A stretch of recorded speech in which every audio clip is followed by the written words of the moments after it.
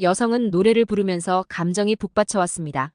매서운 눈초리로 바라보던 그들이 미소를 지으며 그녀에게 다정하게 대해주는 게 믿어지지가 않습니다. 이제 더 이상 마음 졸이며 초라해질 필요가 없다는 생각에 눈물이 흘러내립니다. 과연 이 여성에게는 어떤 일이 있었던 걸까요? 이 내용은 튀르키예인 여성의 사연을 재구성한 것입니다. 안녕하세요. 튀르키예에서 온 엘라라고 합니다. 저는 지금 한국에 살고 있습니다. 제가 처음 한국에 오게 된 건 한국어를 공부하기 위해서였어요. 그 당시에 저는 한국 드라마에 푹 빠져 있었습니다. 새로운 세계를 동경하고 있던 제게 한국 드라마는 마법과도 같았어요. 주인공들도 개성적이고 멋진 데다가 집이나 풍경도 너무나 아름다웠습니다. 한국의 거리는 볼거리도 많아서 재미있어 보였어요. 보고 있으면 아름다운 한국에서 드라마의 주인공이 되어 생활하고 있는 제 자신을 상상하게 되곤 했습니다. 그런데 꿈에서 깨면 관광지에서 젤라또 판매원으로 아르바이트를 하고 있는 현실이 저를 기다렸어요. 그러던 어느 날이었습니다. 언제나처럼 가게에서 열심히 아르바이트를 하고 있는데 동양인 관광객이 들어왔습니다. 배낭여행을 하고 있는 듯한 차림의 젊은 남성이었습니다. 동양인은 사실 제게 다 비슷하게 보였지만 드라마를 엄청 많이 본 저는 왠지 이 사람은 한국인이라는 확신이 들었습니다. 그래서 저는 한국 드라마에서 보고 기억하고 있던 한국 인사를 그 남자에게 건네보았습니다. 안녕하세요. 많이 먹어요. 물론 서비스로 젤라또를 한 스쿱 더 얹어주는 것도 잊지 않았지요. 남자는 놀라서 당황한 표정이 되었다가 활짝 웃으며 와 깜짝 놀랐다. 한국어 알아요? 라고 영어로 물어왔습니다. 저는 한국 드라마를 보면서 외운 말이라고 했습니다. 남자는 튀르키예에서 한국어를 듣게 될 줄은 상상도 못했다며 정말 신기해했습니다. 제게 한국 드라마를 봐줘서 고맙다고 한국어 발음도 좋다고 칭찬해 주었습니다. 그는 자신은 여행 유튜버이며 벌써 유럽의 10여 개국이 넘는 나라를 여행 중이라고 했습니다. 튀르키예는 사람들도 모두 친절하고 아름다운 나라라 오길 잘했다고 말했습니다. 남자의 영어는 매우 유창했습니다. 저는 한국이야말로 멋진 나라고 재미있을 것 같다고 너무 가보고 싶다고 이야기했죠. 그는 자신의 유튜브 채널을 알려주며 혹시라도 한국에 오게 되면 밥도 사고 안내도 해주겠다며 꼭 연락을 달라고 했습니다. 저는 솔직히 제가 한국에 가는 건 있을 수 없는 일이라고 생각했지만 이렇게 한국 사람과 얘기를 나눴다는 사실 자체에 몹시 흥분되었어요. 그리고 더더욱 한국이라는 나라에 흥미를 가지게 되었습니다. 저는 한국 문화에 관심 있는 사람들이 모이는 커뮤니티에 가입해 있었는데 거기서 재미있게 본 드라마에 대해 이야기를 나누거나 한국에 대한 이야기를 하며 친목을 다졌습니다. 이곳에서 활동을 하며 친하게 된 파트마라는 친구가 있었습니다. 그녀는 언니가 한국 사람과 결혼해서 한국에 살고 있다고 했고 자신도 한국에 유학을 갈 거라고 했습니다. 저는 파트마를 통해서 한국의 어학연수에 대한 정보를 이것저것 들을 수 있었습니다. 그리고 그런 얘기를 들으면서 친구 따라 강남 간다는 한국의 말처럼 저도 한국 유학을 꿈꾸게 되었어요. 저는 제 꿈을 위해 정말 열심히 아르바이트를 하며 돈을 모았습니다.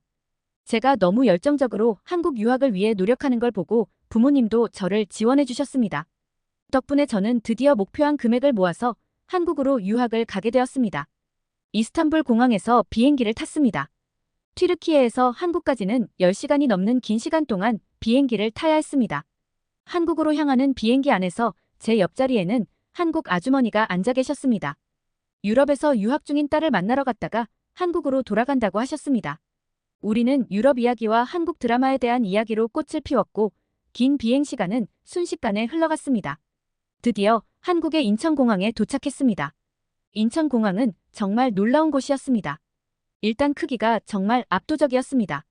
저는 대체 공항의 끝이 어딜까 한참을 서서 바라보았습니다. 튀르키예의 이스탄불 공항도 한때는 세계 최대의 공항이었습니다만 인천공항이 훨씬 좋아 보였습니다. 인천공항은 정말 청결했으며 이렇게나 크고 사람이 많이 있는데도 복잡하거나 붐빈다는 생각이 들지 않았습니다. 공항의 조명이 은은한 노란색이라 차분한 분위기를 만들어내고 있는 것 같았습니다. 이런 디테일한 부분까지도 세심하게 설계되어진 공항이란 느낌이 들었습니다. 그리고 입국 심사 때 줄이 정말 길었지만 긴 줄에 비해 진행이 정말 빠르더군요. 줄이 얼마나 길던지에 상관없이 한국은 모든 업무를 체계적으로 신속하게 수행하고 있는 것 같았습니다. 그리고 저는 공항에 편의시설이 많은 것에 제일 감탄했습니다. 인천공항에는 정말 없는 게 없었습니다. 인천공항에는 세계 각국의 레스토랑과 카페, 편의점까지 너무 많아서 커다란 쇼핑몰에 와 있다고 느껴질 정도였습니다. 특히 인천공항에 편의점이 있다는 게 저에게는 큰 충격이었습니다. 튀르키예 공항에는 편의점이 없거든요. 그래서 목이 말라서 물이 사고 싶어도 살 수가 없기 때문에 비싼 레스토랑에 들어가서 일부러 음식을 주문하며 물도 마실 수밖에 없습니다. 그런데 한국의 인천공항에서는 손쉽게 물뿐만 아니라 여행 직전에 깜빡하고 온 각종 여행용품까지 편의점에서 손에 넣을 수 있으니 정말 편리하다고 생각했습니다. 저는 공항을 출발하기 전에 출출해져서 공항의 한국 레스토랑에서 밥을 먹기로 했습니다. 이곳은 푸드코트 형식의 가게였습니다. 7개 정도의 서로 다른 종류의 음식을 파는 카운터가 있었는데 중앙의 계산대에서 주문을 하고 카운터에서 주문한 음식을 받는 방식인 것 같았습니다. 그런데 음식을 주문하러 간 저는 당황하고 말았습니다. 주문을 받는 사람은 보이지 않고 커다란 모니터만 덩그러니 있는 거 아니겠어요? 커다란 모니터는 화면을 터치해서 메뉴를 고르고 지불까지 하는 주문용 기계였어요. 영어 메뉴를 선택할 수 있었기에 저는 일단 화면을 터치해가며 주문을 진행했습니다. 그런데 메뉴를 고르고 결제를 하려고 했더니 카드 결제밖에 안 되는 것 같았습니다. 저는 카드를 가지고 있지 않았기 때문에 당황했습니다. 사람이 주문을 받기도 하는 듯 했는데 잠시 자리를 비웠는지 아무도 없었어요. 저는 그냥 포기하고 다른 가게로 가려고 했습니다. 그때 누군가 제게 말을 걸어왔습니다. 바로 비행기에서 옆자리에 계셨던 한국인 아주머니셨어요. 한국인이라 저보다 먼저 입국 수속을 마치고 나갔던 아주머니는 이미 식사까지 마치고 나가는 길이라고 하셨습니다. 아주머니는 제가 음식값을 내지 못하고 있는 것을 보자 도와주겠다고 하시며 자기 카드로 대신 결제해 주셨습니다. 제가 돈을 드리려고 했지만 손을 휘휘 저으시며 괜찮다고 하셨습니다. 아주머니는 제가 한국에 유학을 위해 왔다는 얘기를 듣고 꼭 자기 딸같이 생각돼서 도와주고 싶었다고 하셨습니다. 그리고 힘든 일도 많고 나쁜 사람들을 만날 수도 있지만 좋은 한국 사람도 많으니까 힘내라고 말해주셨습니다. 저는 사실 한국에 와서 설레기도 했지만 가슴 한구석에 불안이 자리 잡고 있었는데 아주머니의 따뜻한 말씀에 너무나도 감사했고 마음이 가벼워지는 걸 느낄 수 있었습니다. 셀프 주문 기계에서는 결제가 끝나면 진동벨이 나왔습니다. 저는 이 진동벨을 가지고 가서 자리를 잡고 앉아서 호출이 올 때까지 기다리면 됐습니다. 카드가 없는 저 같은 경우는 곤란을 겪긴 했지만 오직 기계만으로 모든 것이 완결이 되다니 정말 획기적인 시스템이라고 생각했습니다. 대부분의 사람들이 현금 이외의 결제 수단을 사용한다는 한국에서는 정말 편리한 방식이 아닐 수 없겠더라고요. 저는 무사히 숙소에 도착해서 꿈에 그리던 한국 유학 생활을 시작했습니다. 한국어는 드라마와 문화로 접할 때보다 공부할 대상이 되자 꽤 저를 힘들게 했지만 새로 배운 말들을 바로 한국의 거리에서 써볼 수 있는 게 정말 좋았습니다. 한국에는 정말 키오스크 기계가 많아서 카페나 음식점 안에서 주문할 때 대화가 필요하지 않은 곳이 많았습니다. 저는 일부러 작은 가게들을 다니며 한국말로 주문하고 가게 주인분들과 날씨 얘기나 음식 얘기를 하며 한국어를 쓸 기회를 만들었습니다. 한국에도 익숙해져서 마음의 여유가 생겼을 무렵 저는 튀르키예에서 만났던 한국 여행 유튜버가 갑자기 생각났습니다.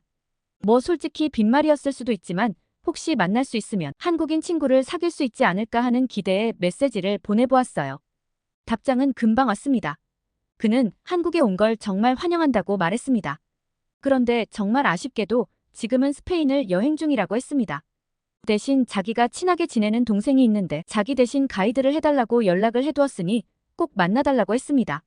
저는 약간 실망했지만 그 동생에게 연락을 해보기로 했습니다. 저는 별로 낯가림도 없고 새로운 사람을 만나는 걸 정말 좋아하는 편이라 힘든 일은 아니었습니다. 그 동생이라는 남자의 이름은 최민준이라고 했습니다. 훤칠한 키에 남자답게 선이 굵은 느낌으로 시원시원한 인상이었어요. 저는 별로 그런 기대를 했던 건 아니었는데 조금 마음이 설레었습니다. 민준 씨는 남산한옥마을을 가이드해 주었습니다. 한국의 전통 가옥이 많은 이곳은 지금도 실제로 사람들이 거주하고 있는 곳이라고 했습니다. 한옥을 개조해서 만든 작은 미술관이나 체험 공방을 구경하며 천천히 언덕길을 걸어 올라갔습니다. 작은 산을 올라가는 느낌이었는데 가벼운 운동도 되고 상쾌했어요. 꽤 위로 올라가자 듬성듬성 보이는 한옥 사이로 서울의 풍경이 펼쳐졌는데 정말 장관이었습니다. 우리는 한옥마을 근처에서 수제비라는 한국의 전통 음식을 먹었습니다. 가게의 메뉴는 수제비 하나뿐이었어요. 이 요리에 대한 자신감이 느껴졌습니다. 민준 씨의 설명에 의하면 해산물로 다시를 낸 스프에 밀가루로 만든 반죽과 야채를 넣은 것이라고 했는데 맛이 강하지 않으면서도 감칠맛이 느껴져서 정말 맛있었습니다. 함께 나오는 김치랑 같이 먹으니 딱 밸런스가 좋은 느낌이었어요. 전 한국에 와서 김치와 라면에 푹 빠져서 김치가 없으면 안 될 정도가 되어 있었습니다. 제가 수제비에 김치를 얹어서 술술 잘 먹자 민준 씨는 좀 놀라는 눈치였어요. 전생에 한국인이었냐고 우스갯소리도 했습니다. 우리는 첫 만남인데도 불구하고 정말 오래 알던 사이처럼 편안한 분위기로 하루를 즐길 수 있었습니다. 전 유머 감각도 있고 매너 있게 저를 안내해준 이 남자가 마음에 들었습니다. 그래서 오늘의 답례로 다음엔 내가 밥을 살 테니 또 볼 수 있냐고 물어보았죠. 민준 씨도 제가 싫지는 않았는지 흔쾌히 승낙을 했고 이후에도 종종 저를 위해 한국의 이곳저곳을 안내해 주었습니다. 그렇게 우리의 만남이 시작되었습니다. 몇 번의 데이트가 반복되고 민준 씨와 저는 깊은 연인 사이가 되었고 이윽고 우리는 결혼하게 되었습니다.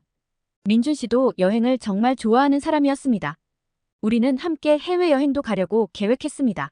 한 번은 민준 씨 친구들과 함께 베트남으로 여행을 가려고 했는데 뒤늦게야 튀르키예인인 저만 비자가 필요하다는 걸 알게 되었어요. 민준 씨도 친구들도 무비자로 갈 수 있는 나라가 대부분이라 베트남에 갈 때 비자가 필요할 수도 있다는 사실 자체를 생각도 못했나 봅니다. 저는 부랴부랴 비자를 신청했지만 결국 여행 출발 때까지 비자 발급이 되지 않아서 결국 남편과 저만 여행을 갈 수 없었습니다. 여행을 못 가게 돼서 정말 속상했고 한국 여권을 가진 한국인들이 너무 부러웠습니다. 비자를 발급받으면 갈 수 있다고는 해도 시간도 많이 걸리고 발급하는데 비용도 많이 듭니다. 나중에 알았는데 한국 여권은 무려 세계에서도 랭킹 상위에 드는 막강한 파워를 가졌다고 했습니다. 튀르키예 여권이 별로 강한 편이 아니라 한국 여권을 대우해주는 나라가 많은 건 그럴 수 있다고 생각했었는데 무려 유럽과 미국 같은 선진국들보다 훨씬 인정받는 여권이라니 깜짝 놀랐습니다.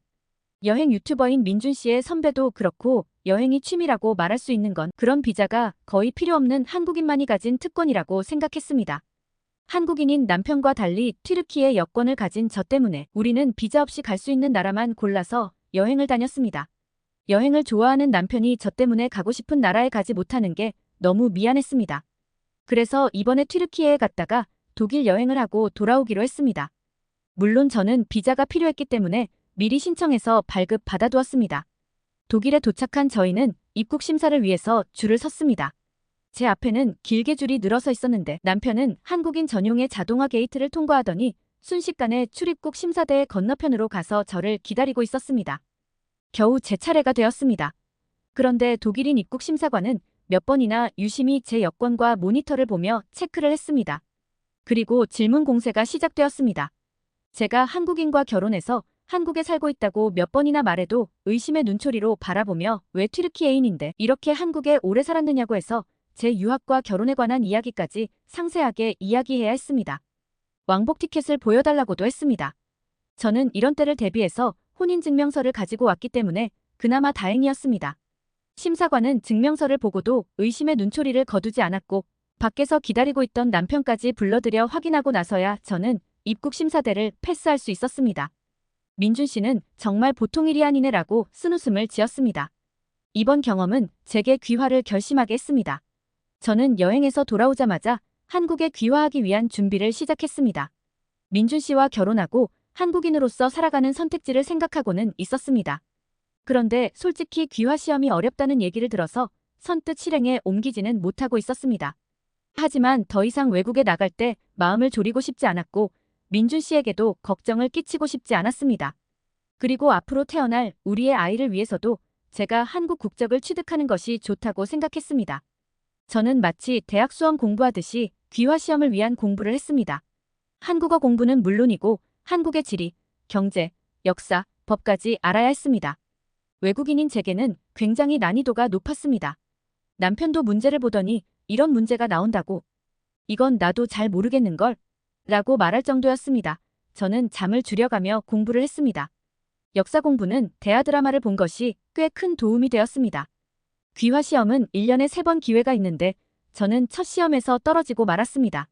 시험관들 앞에서 너무 긴장을 해서 평소보다 한국말도 부정확하게 말하고 횡설수설했기 때문에 당연한 결과였습니다만 시험 후에 너무 우울했습니다. 그럴 때 남편이 우리나라 사람이 되려고 노력해 주어서 너무 고맙다고 위로하고 격려해준 것이 큰 힘이 되었습니다. 두 번째 시험에서는 필기시험도 인터뷰도 그럭저럭 잘했다는 기분이 들었습니다. 인터뷰에서는 대한민국 국가를 외워서 불러야 했는데 정말 긴장이 되었습니다. 하지만 노래를 부르면서 떨림이 점점 사라지고 가슴속 깊이 뜨거워지며 감정이 복받쳐 오는 걸 느낄 수 있었습니다. 귀화를 준비하면서 제 마음이 한국에 깊이 동화하게 된 건지 정말 신기한 경험이었습니다. 저는 눈물이 나오려는 걸 꾹 참느라 정말 힘들었습니다. 그 전까지 차갑게만 보였던 시험관이 기분 탓인지 약간 온화한 눈매로 잘하셨습니다라는 말을 하셨을 때는 저도 모르게 눈가에 눈물이 맺혔습니다. 제 나름대로 최선을 다한 것 같았지만 한 번 떨어지기도 했었고 자신은 없었습니다. 그래서 휴대폰 메시지로 온 합격 통지를 본 순간 전 정말 크게 소리를 내며 울고 말았습니다. 내가 한국인이 되다니 정말 믿어지지 않았습니다. 퇴근하고 돌아온 남편은 다정하고 힘있게 저를 꽉 안아주었습니다. 한국인이 된 저는 국적 취득 신고나 각종 신고를 마치고 주민등록증도 받았습니다. 한국인이 되었다고 하루아침에 크게 바뀌는 건 아니었지만 감회가 새로웠어요. 그리고 드디어 제가 한국의 여권도 발급받았습니다. 저는 정말 큰 소리로 이제 나는 한국인이고 내 취미는 세계 여행이다 라고 외치고 싶었어요. 남편과 저는 당장 여행을 갈 준비를 하고 있습니다. 지금까지 비자 발급 때문에 가기를 미루어왔던 나라들 중 어디를 고를까 행복한 고민을 하고 있습니다. 제게 이런 날이 찾아오다니 정말 믿어지지가 않습니다. 저의 이야기는 여기까지입니다. 여러분 엘라 씨의 이야기 어떠셨나요? 한국 여권만 있으면 비자 없이도 입국이 가능한 나라가 미국이나 유럽을 제치고 190개국이 넘는다고 합니다. 게다가 한국인이라면 전용 통로까지 준비하고 자동으로 손쉽고 빠르게 입국 심사가 가능한 곳도 있다고 하니 정말 놀라운 일입니다. 한국 사람들은 외국에 자주 나가는 데다가 국민들의 의식이 높아서 문제를 일으키는 경우도 적다고 하는데 이런 모습이 한국인에 대한 신뢰를 높이고 있는 거겠죠.